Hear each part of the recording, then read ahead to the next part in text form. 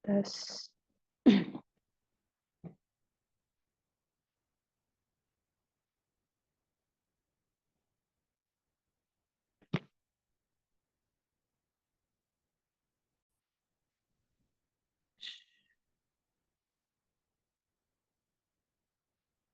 Baik, Assalamualaikum warahmatullahi wabarakatuh. Salam sehat untuk kita semua ya. Jadi pada pertemuan kali ini kita akan membahas materi kimia klinik ya. Jadi dengan topik analisa enzim fosfat asam basa ya. Jadi untuk analisa enzim fosfat asam basa ini ada alkali fosfat ya dan asid fosfatase ya.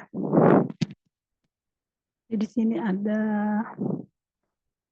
fosfat basa ya dan ada fosfat asam ya.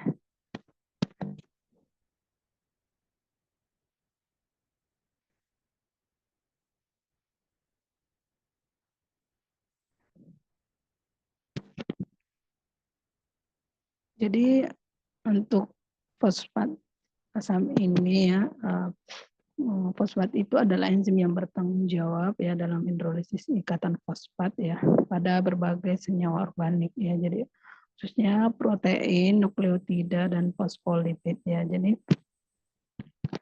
enzim ini adalah sekelompok enzim ya yang terletak di lapisan luar membran sel ya. Dan untuk alkali fosfat itu termasuk isoenzim ya karena mampu mengkatalisis reaksi-reaksi kimia ya. Untuk fosfatase itu dapat menjadi dua kelompok juga ya berdasarkan pH optimumnya ya.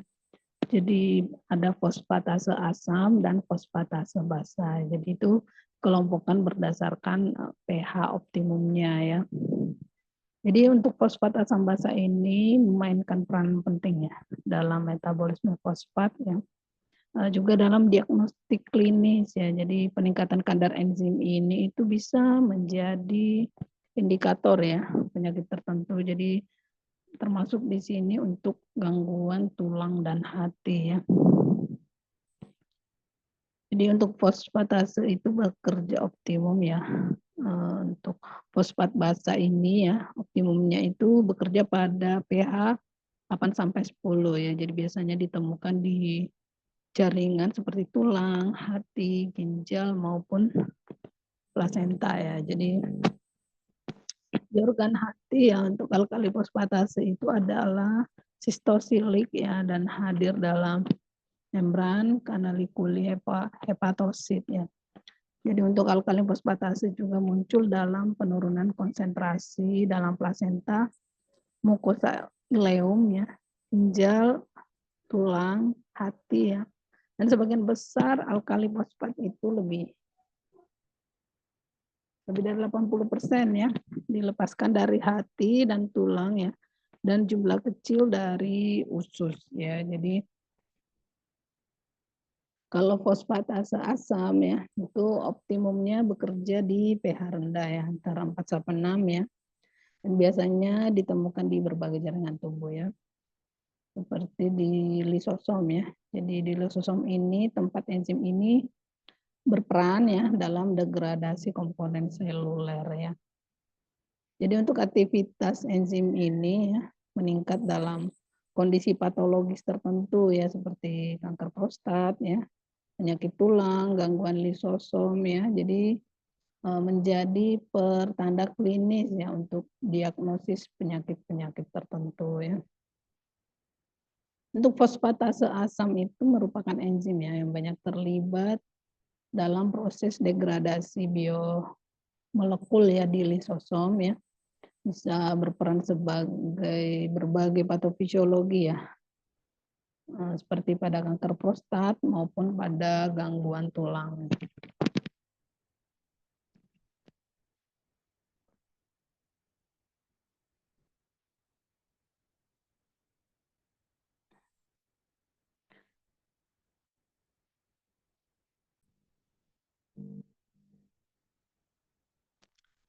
Ya, jadi untuk alkali fosfat ya, jadi alkali fosfat itu adalah enzim ya yang terikat pada membran kanalikuli hati ya, untuk mendetoksifikasi lipopolisakarida atau LPS ya.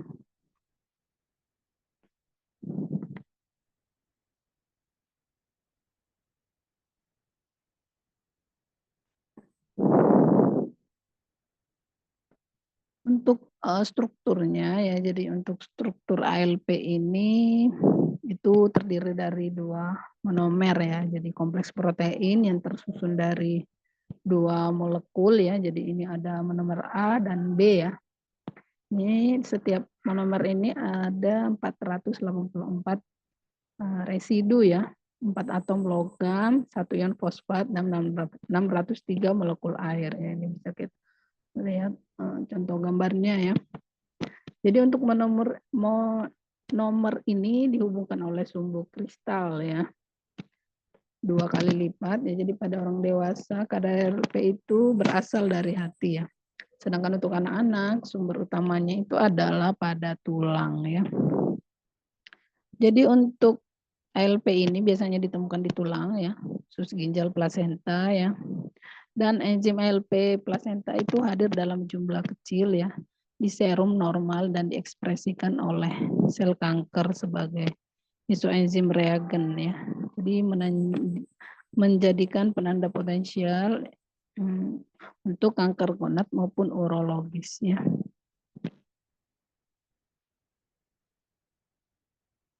Jadi kerusakan ringan ya pada sel hati itu bisa menjadi pertanda ya peningkatan kadar ALP ini ya. Peningkatan ALP juga ya biasanya ditemukan pada beberapa kasus ya. Kasus kanker bisa tulang ya, prostat yang maupun payudara dengan manifestasinya itu serta pada kanker hati maupun tulang ya tanpa metastasis.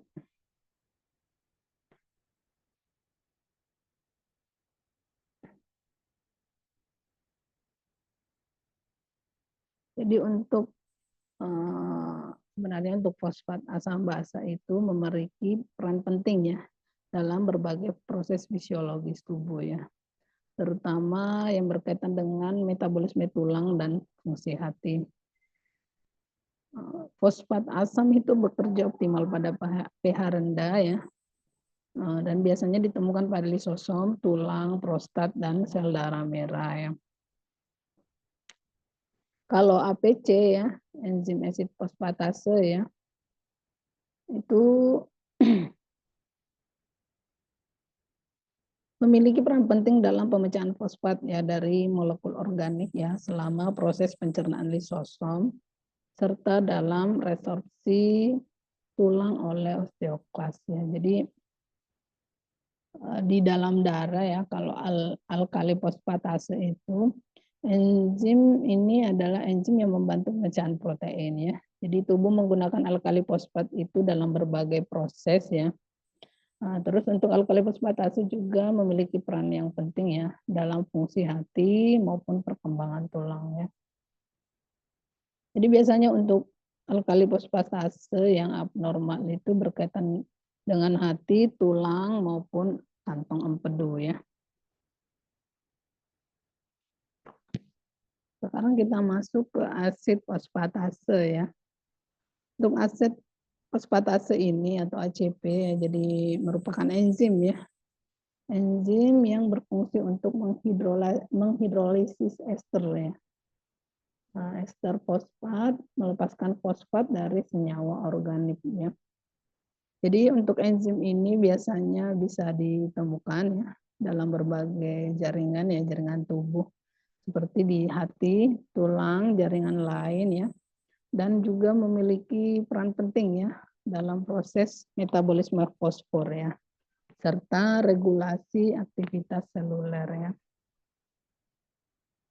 Untuk peningkatan kadar enzim ini ya dalam plasma dapat dijadikan indikator ya adanya karsinoma ya prostat termasuk dalam pada hiperplasia ya prostaglandin atau BPH ya. Untuk enzim asam fosfatase ini ya fungsinya bisa mengkatalisis reaksi dalam kondisi asam ya. Jadi kadar enzim asam fosfat ya dalam serum lebih tinggi daripada plasma ya. Perbedaannya itu bisa dikarenakan karena adanya tambahan asam fosfatase yang berasal dari trombosit.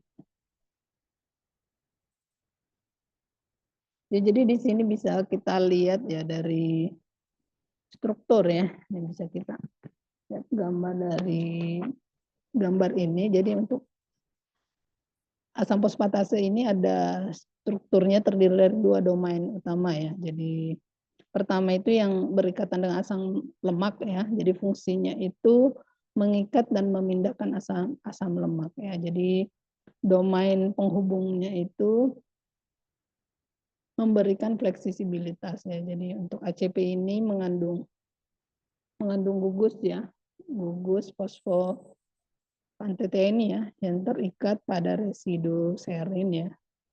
Jadi bisa memungkinkan adanya interaksi ya berbagai enzim dalam biosintesis asam lemak ya. Untuk struktur sekundernya terdiri dari helix ya, ini bisa kita lihat beberapa helix ya.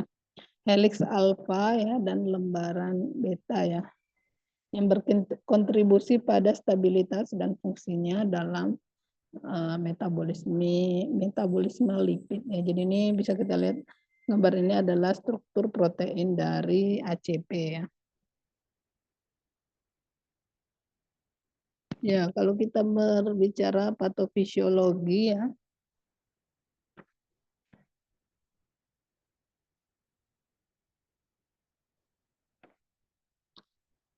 jadi fosfat asam basa ini memiliki peran penting dalam proses fisiologis tubuh ya, terutama yang terkait dengan metabolisme tulang dan hati ya.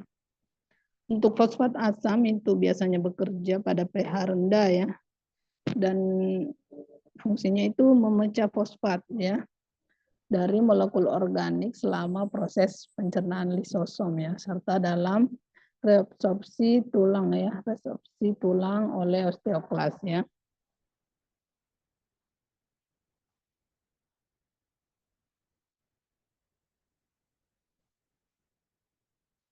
Jadi dalam tulang itu osteoklas memproduksi ACP ya. Jadi fungsinya itu menghancurkan matriks tulang ya, yang selanjutnya melepaskan kalsium dan fosfat ke dalam aliran darah ya.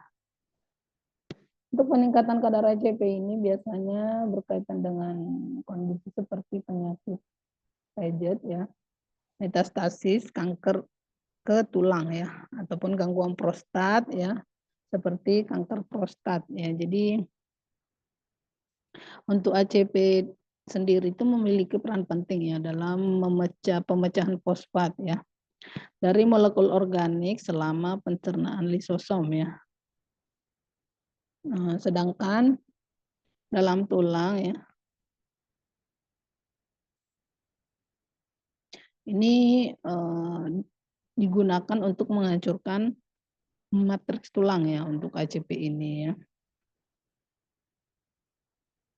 Sedangkan untuk fosfat basa ya atau ALP ya itu sebaliknya ya, aktif pada pH basa ya dan terdistribusi luas di jaringan tubuh termasuk hati, tulang, ginjal dan empedu ya. Kalau fungsinya ya ALP ini berfungsi untuk proses mineralisasi tulang ya, di mana osteoblas itu melepaskan ALP ya, jadi untuk membantu pengendapan kalsium dan fosfat pada matriks tulang ya. Untuk ALP juga ini penting ya untuk ekskresi empedu dari hati ke usus ya. Jadi gangguan seperti obstruksi saluran empedu ya ataupun penyakit hati itu bisa terjadi peningkatan ALP di dalam darah ya.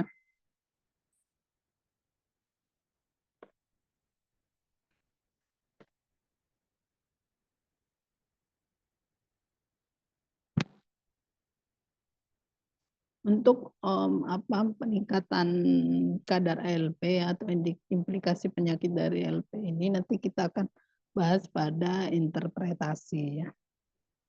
Ya. Ini adalah gambaran dari distribusi alkali fosfat ya dan asid fosfatase ya. Jadi ada untuk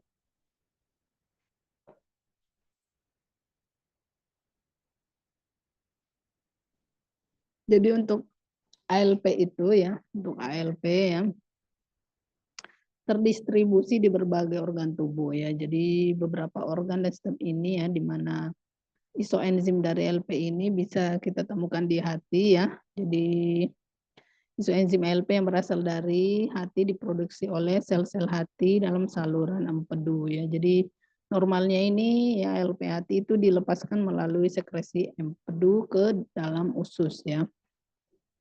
Tulang ya, jadi selanjutnya itu pada tulang ya. Jadi untuk peningkatan lipid tulang dalam serum itu biasanya karena respon ya terhadap aktivitas dari osteoblas ya. Jadi anak-anak yang tulangnya sedang tumbuh ya dan orang dewasa ya dalam proses penyembuhan patah tulang itu biasanya memiliki kadar ALP tulang yang tinggi ya.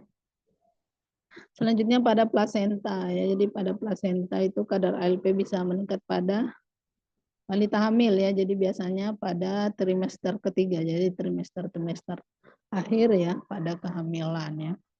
Setelah itu di usus ya. Jadi untuk ALP usus itu biasa di usus ya. Biasanya meningkat pada kondisi kolitis ulcerativa ya atau enteritis regional. Jadi biasanya ada peradangan ya.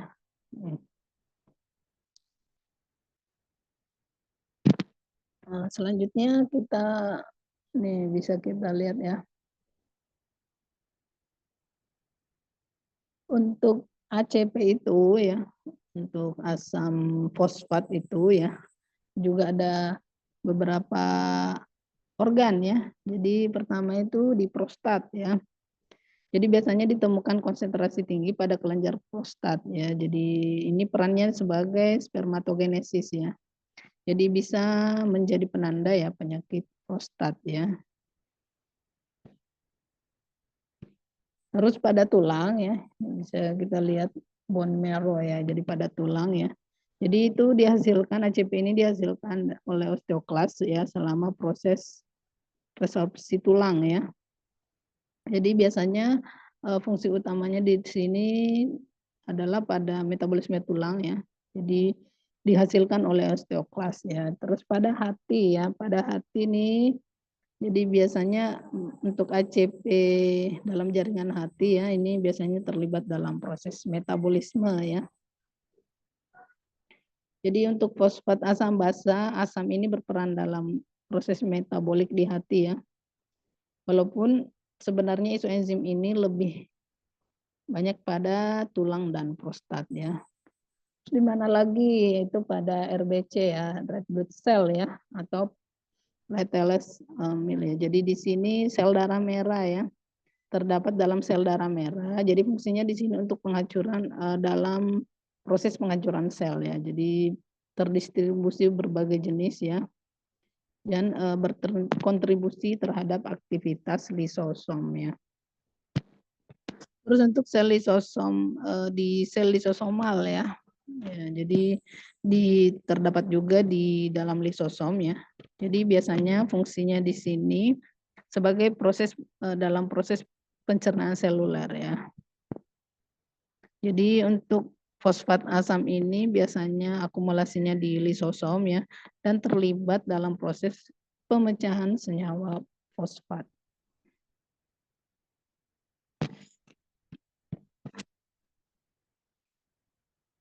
Selanjutnya itu adalah ya. Di sini kita akan bahas ya terkait apa sih tujuan pemeriksaan ya ALP dan ACP ini ya.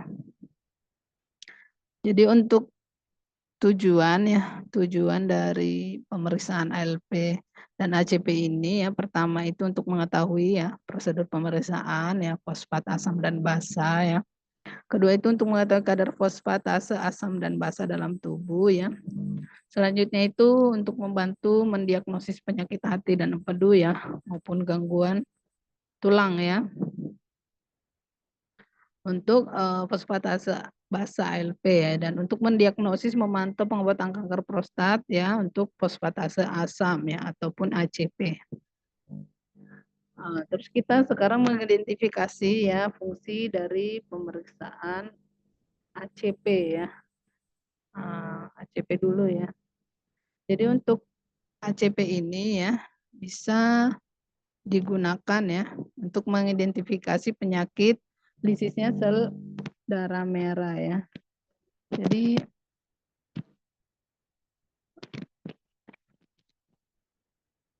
Jadi kadar ACP ini ya bisa meningkat dalam kondisi apabila terjadi kerusakan sel darah merah ya atau hemolisis ya. Jadi ini biasanya pada penyakit anemia hemolitik ya. Ini bisa disebabkan karena fosfatase asam itu dilepaskan dari sel darah merah ya yang hancur ya. Selanjutnya itu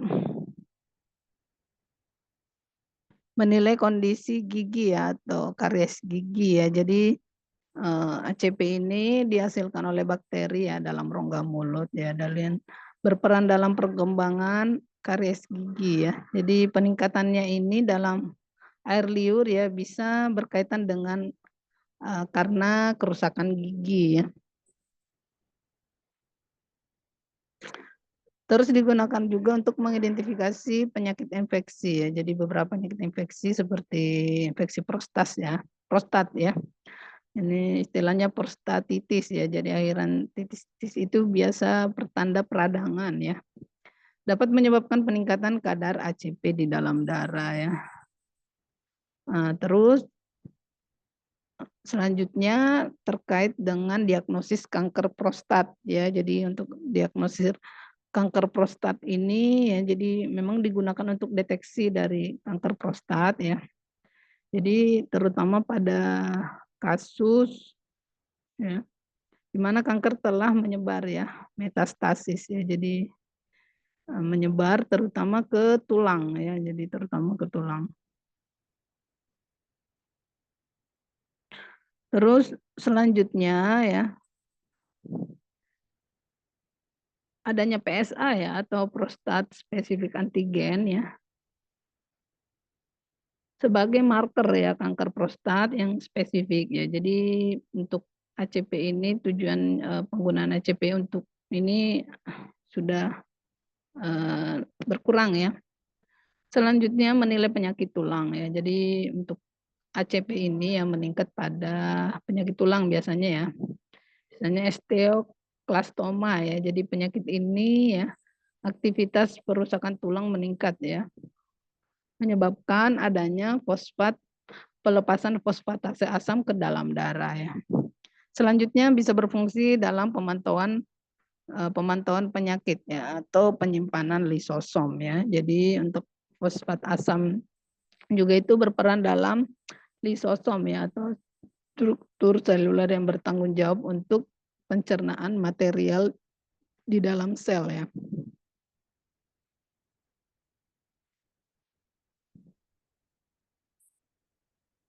Ya, sekarang kita masuk ke ALP ya. Jadi di sini kita ingin mengetahui ya dari fungsi pemeriksaan ALP ini ya. Jadi fungsi pemeriksaan ALP ini ya,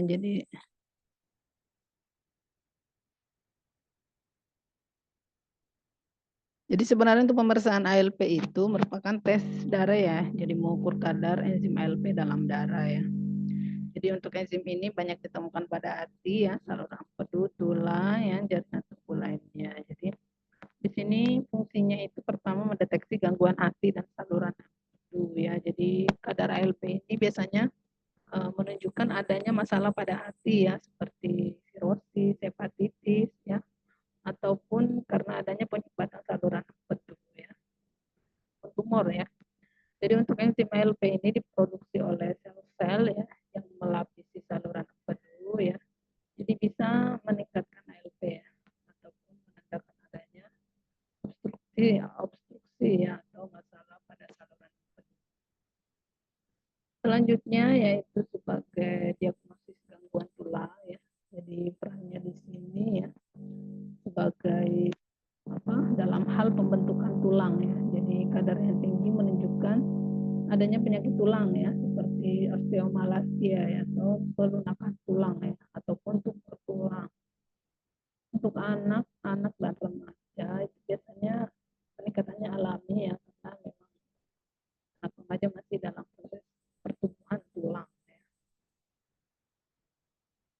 bisa digunakan untuk menilai kondisi penyakit lain ya. Jadi biasanya untuk ALP ini meningkat pada kondisi hiperparatiroidisme ya, atau kelainan kelenjar paratiroidnya, sehingga bisa meningkatkan kalsium darah ya, ataupun infeksi tertentu ya, ataupun jenis kanker ya, jadi kanker hati atau kanker yang telah menyebar ke tulang ya, jadi bisa menyebabkan meningkatnya kadar ALP ini ya.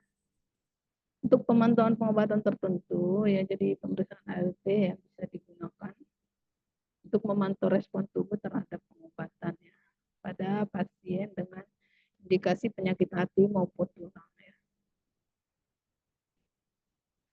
Jadi untuk tujuan dari tes alkali fosfatase ya, jadi fungsi ya dari alkali fosfatase ini mencerna lemak di usus ya, meningkatkan nutrisi enzim lain di organ hati ya, bantu pembentukan dan pertumbuhan tulang yang mengangkut asam lemak fosfat ya. Jadi ini fosfat dan kalsium di usus ya, mengatur pertumbuhan dan kematian sel ya, ataupun perpindahannya selama perkembangan janin ya, ini fungsinya ya.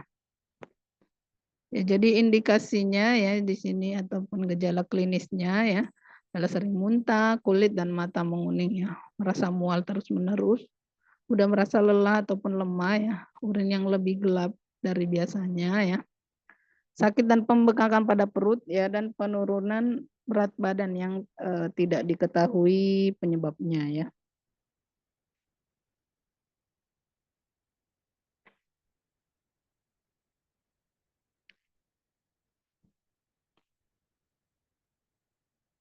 Jadi untuk persiapan ya, jadi untuk persiapan sebelum pemeriksaan ya, untuk persiapan tesnya ya. Jadi sebelum dilakukan tes alkali itu biasanya memang dokter meminta puasa ya selama 10 hingga 12 jam ya. Dan untuk pemeriksaan tes alkali ini umum ya, bisa sebagian besar bisa di klinik, lab swasta, rumah sakit ya. Jadi bisa dilakukan pemeriksaan ini ya. Jadi intinya ya pada umumnya untuk tes darah itu memang dilakukan puasa ya 10 sampai 12 jam ya. Puasanya sebenarnya bisa minum ya. Jadi supaya hasilnya memang akurat ya. Jadi walaupun misalnya tidak ada persiapan khusus, tapi persiapan yang paling umum untuk pemeriksaan darah itu biasanya diminta berpuasa ya selama 10 hingga 12 jam. Jadi implikasinya ya, jadi kadar tinggi itu umumnya ya meningkat pada penderita kanker prostat ya, yang menyebar ya dari prostat ke bagian tubuh terutama pada tulang ya. Jadi tingginya jumlah enzim ini menunjukkan tingkat metastasis ya, atau tingkat penyebaran dari penyakit ini ya. Berarti kalau kadarnya tinggi berarti sudah menyebar ya ke beberapa tempat ya. Terus asam fosfat ini juga ya bisa konsentrasinya tinggi di air mani atau sperma ya. Sehingga tes ini juga bisa dilakukan ya pada kasus pemerkosaan ya. Jadi bisa untuk mengidentifikasi adanya asam fosfat ini, karena bisa juga ditemukan kadarnya yang tinggi pada sperma ya.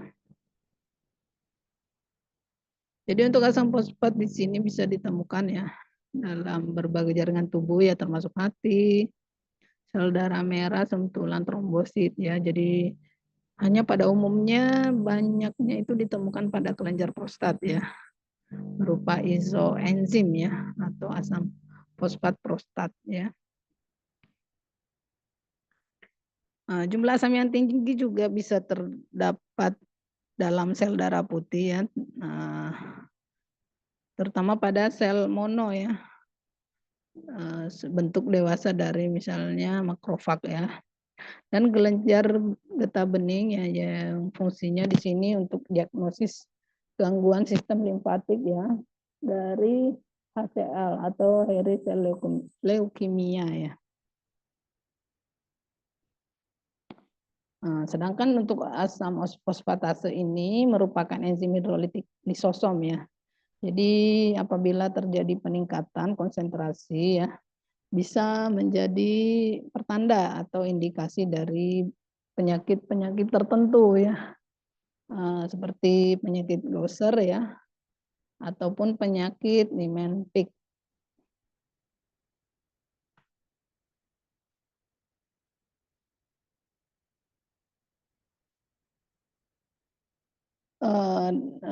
Terkait jenis kelamin ya, jadi pada laki-laki ya, jadi setengah dari jumlah total asam fosfatase itu ditemukan dalam fosfat ya.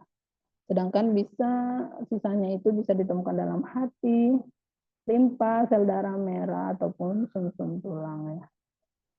Kalau pada perempuan ya, saluran asam fosfat itu hanya ditemukan dalam hati, sel darah merah dan trombosit. Jadi ada perbedaannya dilihat dari jenis kelamin terkait keberadaan dari asam fosfat ini. Jadi kalau pada perempuan itu hanya pada hati, sel darah merah dan trombosit saja ya.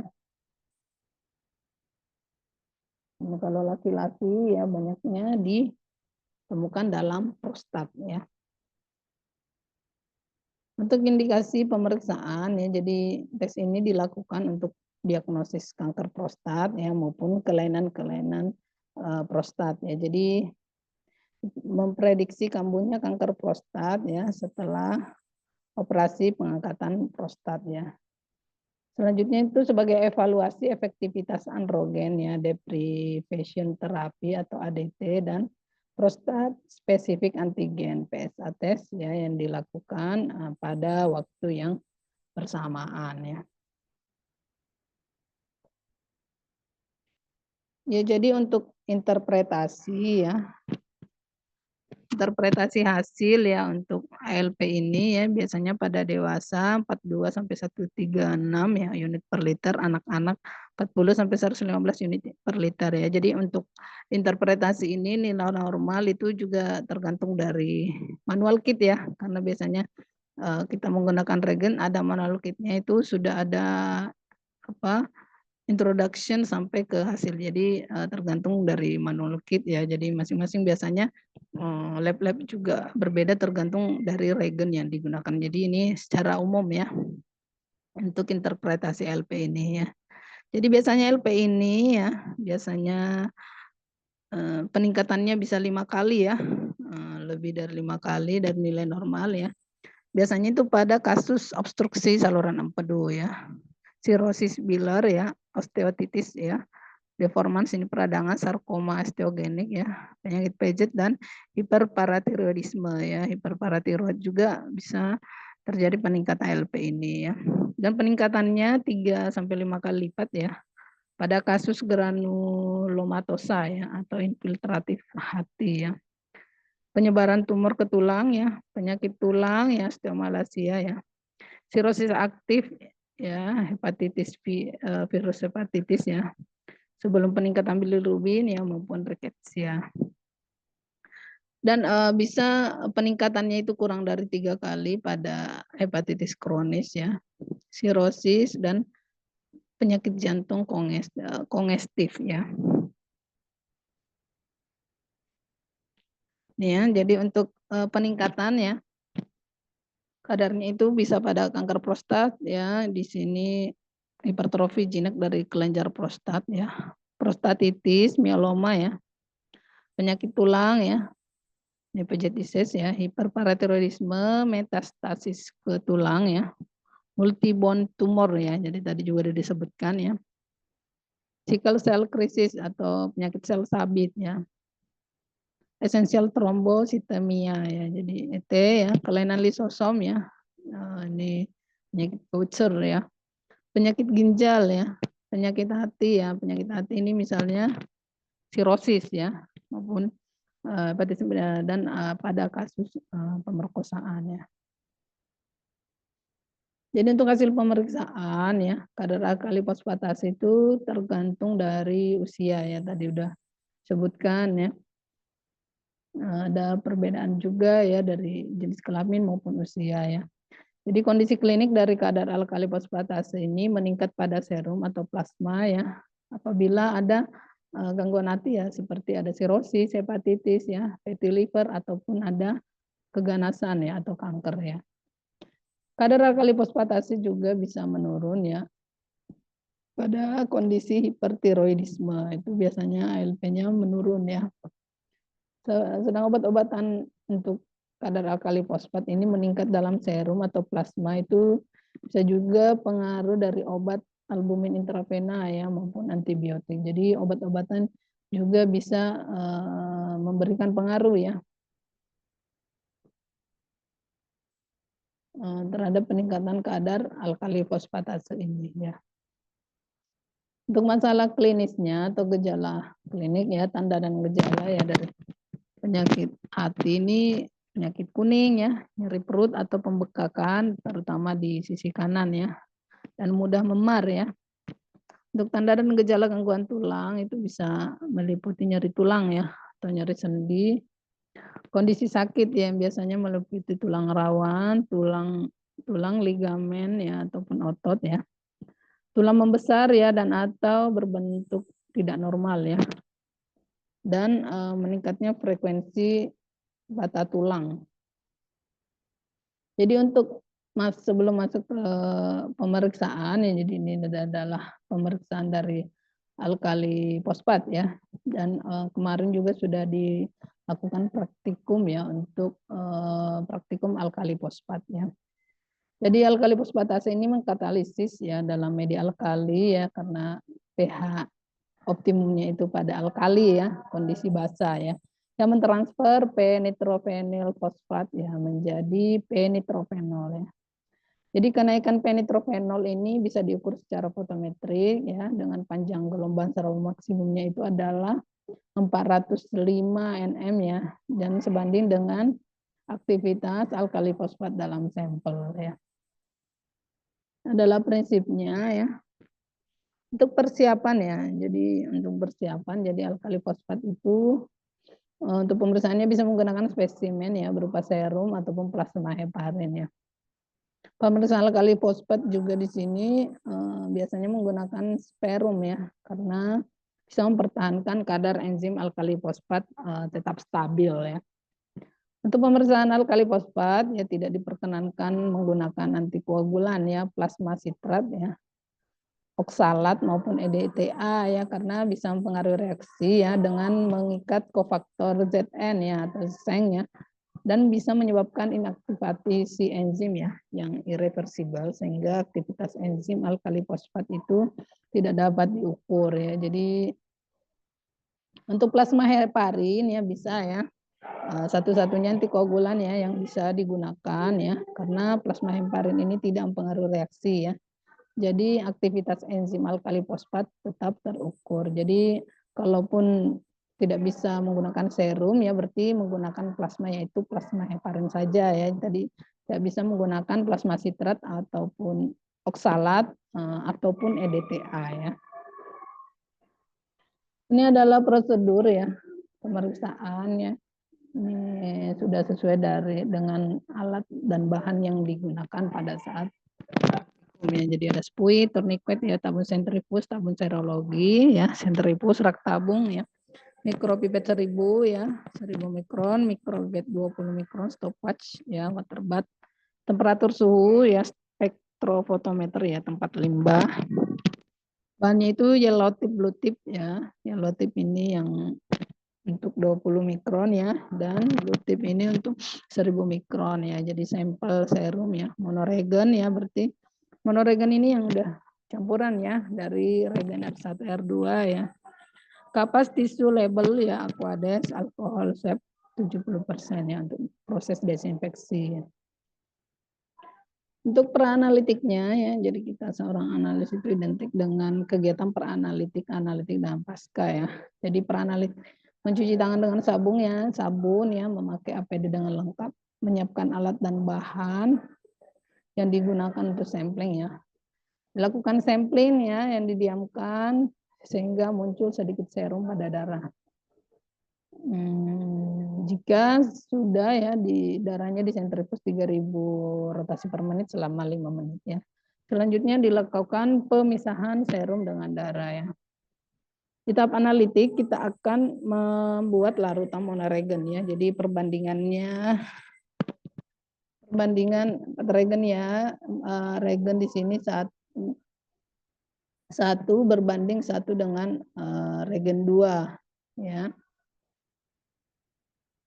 Jadi perbandingannya di sini 4:1 ya, 4 untuk regen 1 dan 1 untuk regen 2 ya. Jadi dimasukkan 2, setelah itu dihomogenkan ya, dicampur supaya terhomogenkan ya monoregennya. Jadi diambil 20 mikroliter sampel ya ke dalam tabung reaksi tes ya. Selanjutnya ditambahkan 1000 mikroliter monoregen ya ke dalam tabung reaksi, dihomogenkan ya. Karena ini adalah reaksi enzim ya, jadi tidak ada perubahan warna yang terjadi ya. Dibaca absorbansi ya 1 menit setelah diinkubasi pada suhu 37 derajat Celcius ya.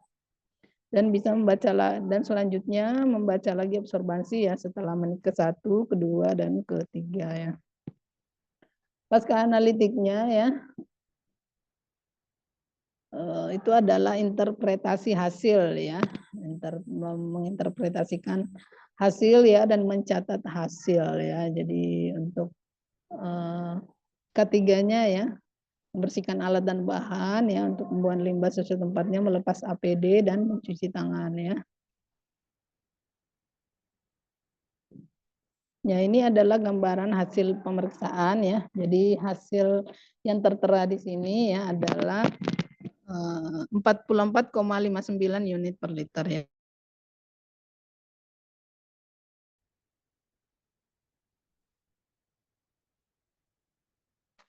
Maaf ini keluar ya share screen-nya.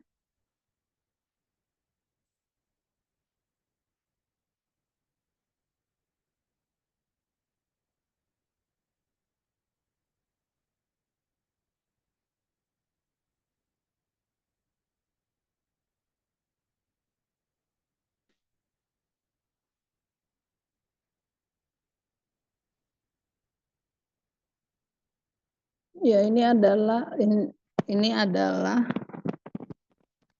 interpretasi ya.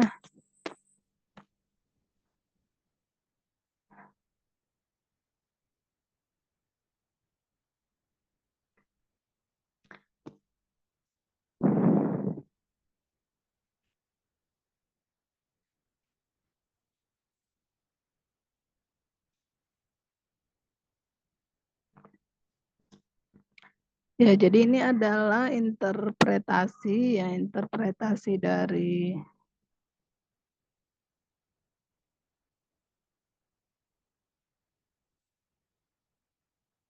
pausnya. Ya, interpretasi dari hasil pemeriksaan ya. Nah, jadi interpretasinya di sini hasilnya adalah normal ya untuk pemeriksaan ya yang waktu praktikum sudah dilakukan ya untuk pemeriksaan ALP ini ya. Ya, jadi kita sudah masuk ke sesi terakhir ya. Jadi kesimpulan ya dari materi hari ini ya. Jadi ALP itu merupakan ya enzim penting ya yang berfungsi dalam detoksifikasi ya lipopolisakarida ya, mendukung kesehatan ya saluran pencernaan ya, dan terlibat dalam mineralisasi tulang dan ekskresi empedu ya. Jadi untuk peningkatan kadar ALP ini ya dapat mengindikasikan berbagai kondisi patologis ya, penyakit hati maupun kanker ya. Sementara untuk ACP itu ya berperan dalam metabolisme fosfor ya, dapat digunakan sebagai indikator ya untuk kanker prostat dan kondisi penyakit tulang lainnya. tulang lainnya ya. Jadi untuk keduanya ya, untuk ALP dan ECP ini memiliki nilai diagnostik ya, yang signifikan dalam pengelolaan penyakit terkait hati maupun tulang ya. Jadi juga bisa membantu memahami terkait mekanisme kerusakan organ ya, akibat faktor eksternal ya, seperti karena obat-obatan ya.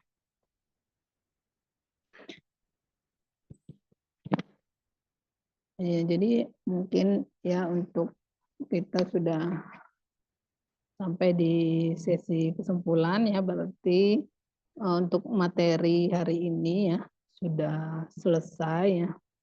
Mungkin selanjutnya bisa sebagai bahan evaluasi bisa memberikan jawaban ya, menjawab kuis ya ataupun soal ya terkait materi. Jadi mungkin ada beberapa pertanyaan ya, ada dari materi ya.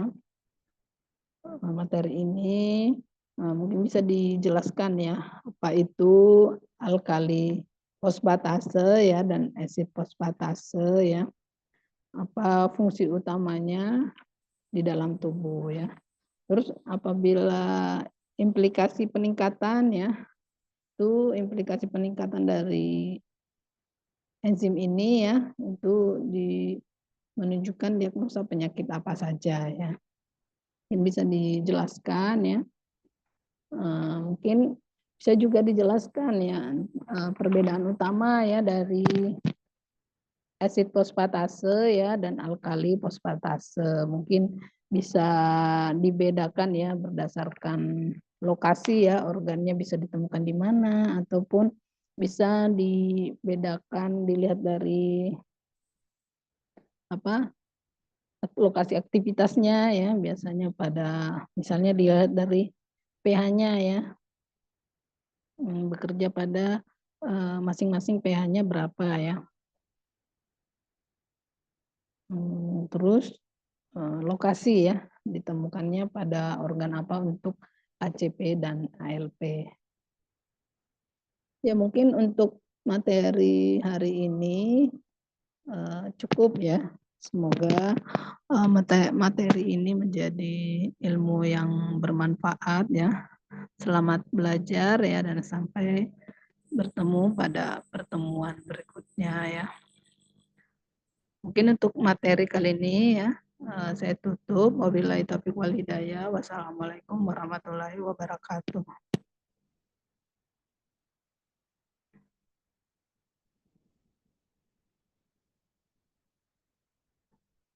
Terima kasih.